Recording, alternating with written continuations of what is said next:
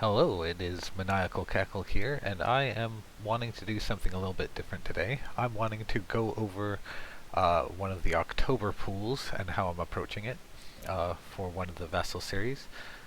This month I'm doing something different from my usual take. Normally I take Molly into every pool and I just adapt to the situation based on Molly. Now what I'm trying to do is I'm wanting to adapt with my masters to the pool, so I'll be trying to play a wider variety of masters and putting a lot of thought not only into the pool but also the faction matchup.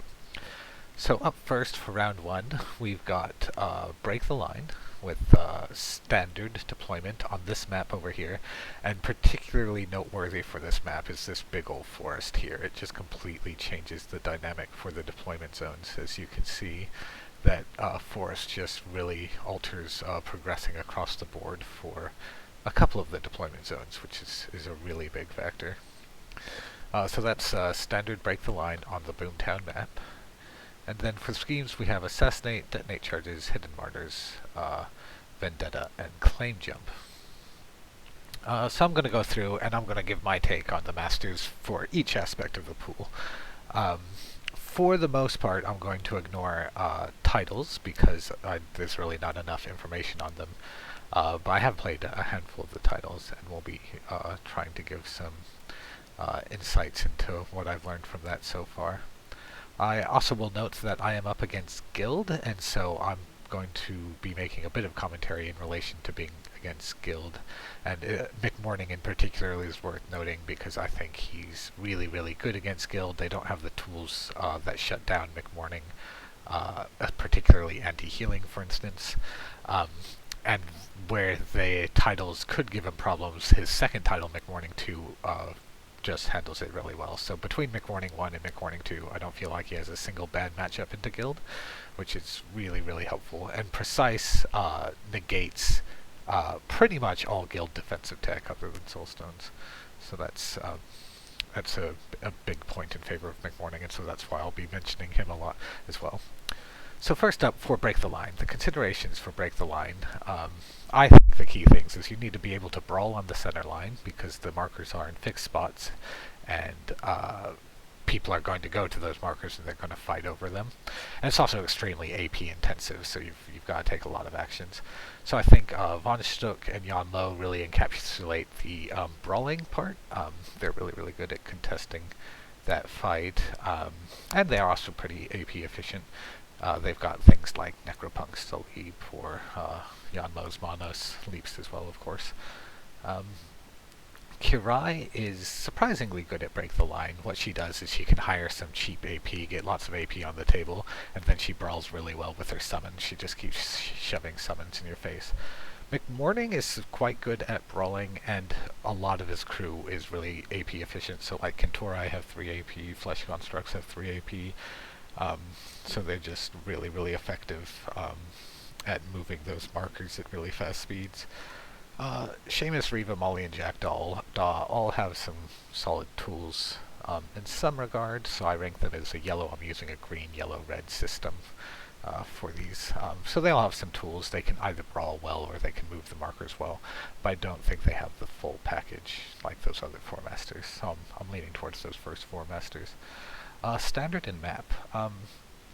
I think in a vacuum, Riva, Elvish, Molly, and Kirai are the crews that have the most effective tools for negating this huge patch of severe terrain, this forest.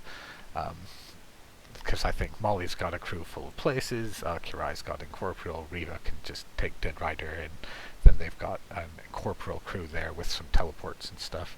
Albus von Stoke is students of Viscera, Valedictorian, Necropunks. He's just very, very effective at ignoring that terrain.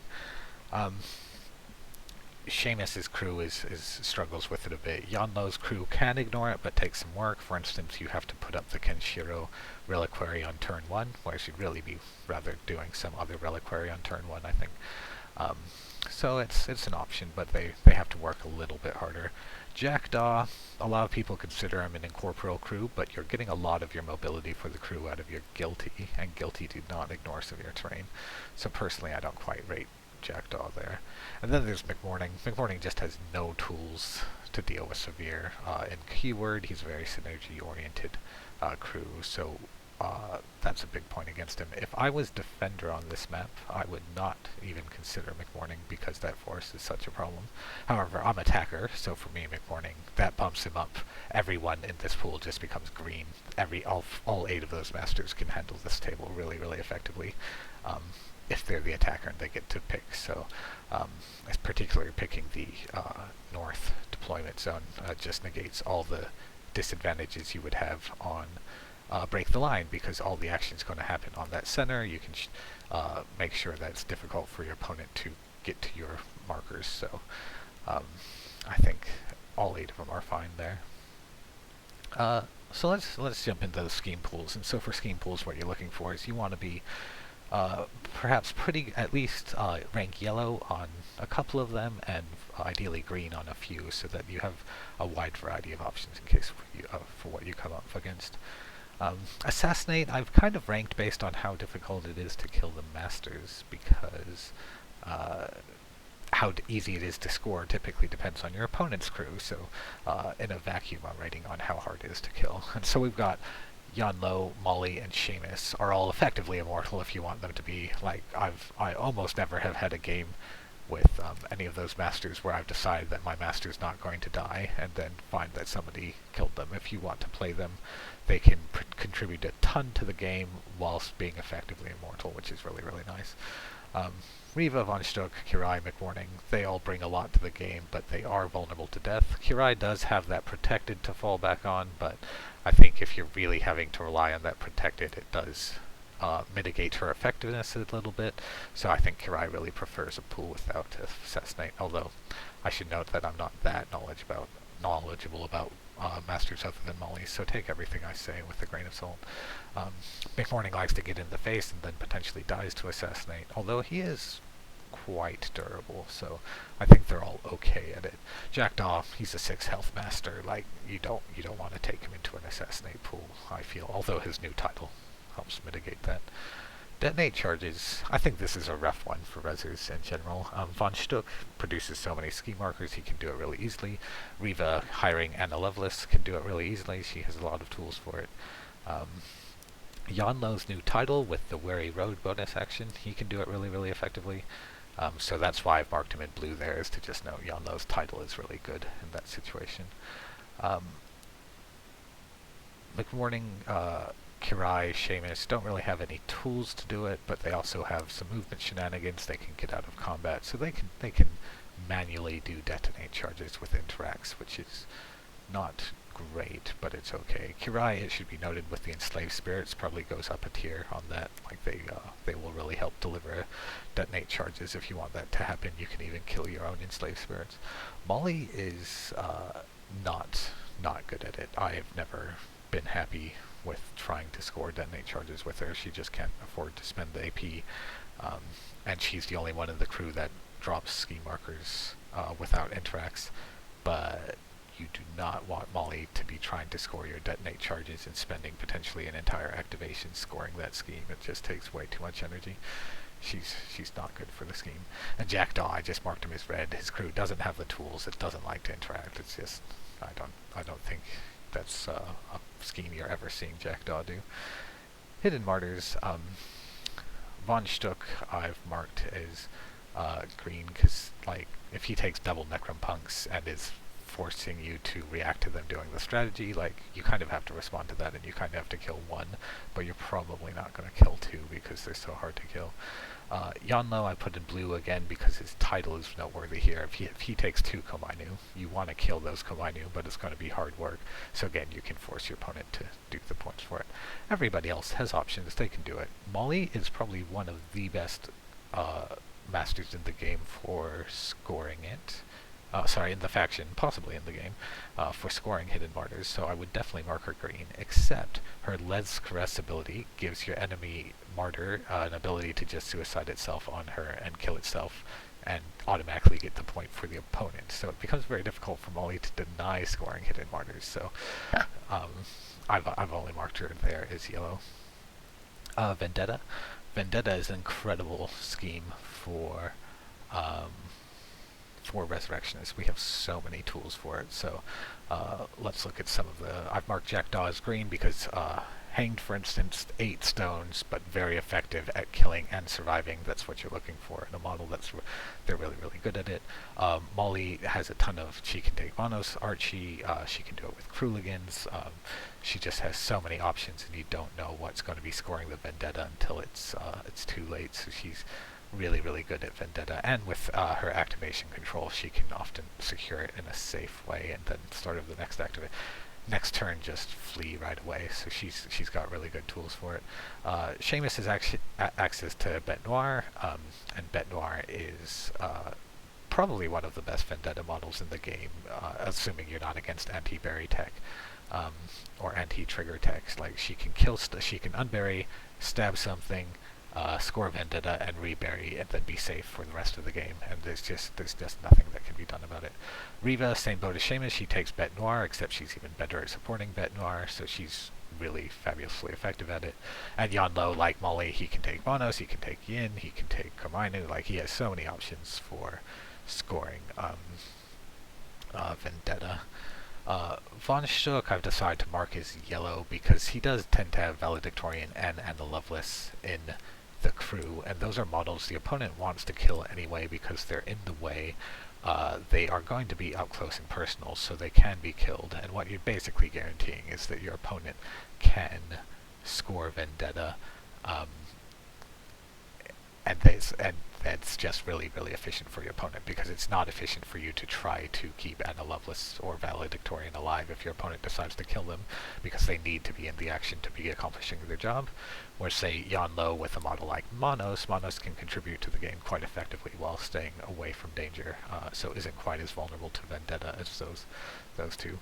Kirai, I mean, she can do it, but her models are a bit squishier. Once the Vendetta target is known, like, they tend to die. I've never seen... Well, it's rare to see Kirai 2-point a Vendetta scheme. And her models are quite easy to Vendetta as well. For instance, Akirio is stupidly easy to Vendetta and is 8 stones, so I would even consider marking Kirai as a red for that one. So, McMorning, his models are really squishy. They do take a while to die, but if someone decides the model is going to die in the McMorning crew, that model is going to die. So he gives up Vendetta really, really easily. He's not particularly adept at scoring it, so I've marked him red there. Lastly, we have Claim Jump. So my take is that Rezzers aren't actually that good at Claim Jump. We do have some crews that are pretty good at contesting the middle, like, say, Von Stuck or Yanlo or Riva, but the problem is you can't score that first point as long as anyone comes near you. And I think back to, I had a game of Marcus versus Yanlo, and he took Claim Jump and he claimed the center, and I got 2 points for Claim Jump and he got none. And how that worked out is I just cycled a model into the center at end of every turn to deny him Claim Jump, and so he couldn't score it. And once I was able to divine what model he was trying to score Claim Jump was, I just killed his Claim Jump model, and then I used my Kojo to blast everyone out of the middle and score it for himself. So Rezzers don't have any model like Kojo that just can absolutely smash Claim Jump out of the park, even if it's contested. We do have some tools like Necropunk with Von Stuck can leap behind friendly models in such a way that line of sight is blocked, but it does take that quite a bit of work, and so I would only rate us ever as yellow at best on Claim Jump. Seamus, McMorning, and Kirai I've marked as red because they don't really want to fight for dominance for the center necessarily. McMorning, for instance, can get dominance for the center, but again, his models die too easily. I will give a special mention for McMorning, though, in that he can fight to claim the center and take an out-of-keyword model to score the Claim Jump, or play it really safe with, like, a Flesh Construct with Grave Spirit's Touch, for instance, and so he can go that extra mile to score Claim Jump if he wants. So I possibly should be bumping McMorning up a tier.